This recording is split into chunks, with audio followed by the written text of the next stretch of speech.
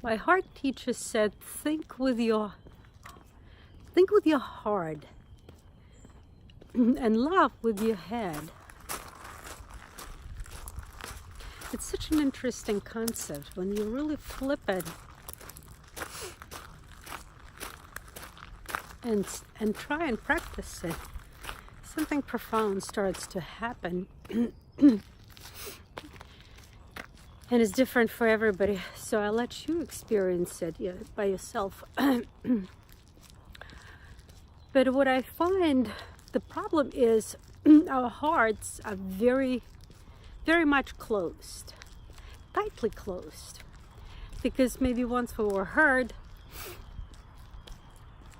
and like clams, we close that shell. You know, when you start to open the clams, first it might go easy, and then if you don't get it right away, the clam becomes really strong and tightens itself up. So if you have some big shells, there's no way you'll open it. You have to freeze them up.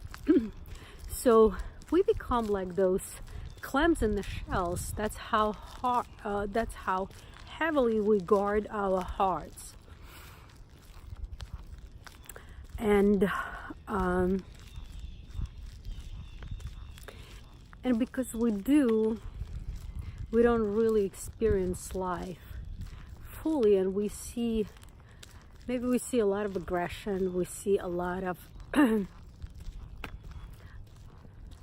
the world that is not kind, it's not loving, it's not open.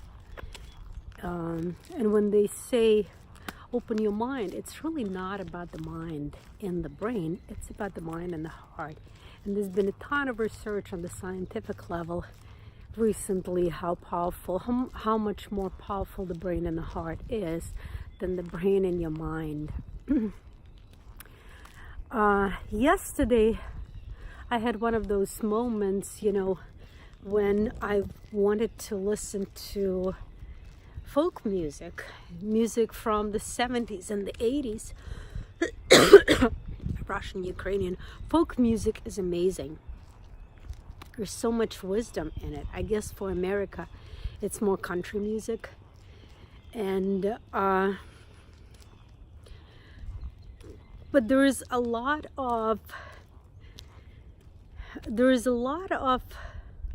in the country music, in the folk music, there is a lot of hard opening juice, if you will.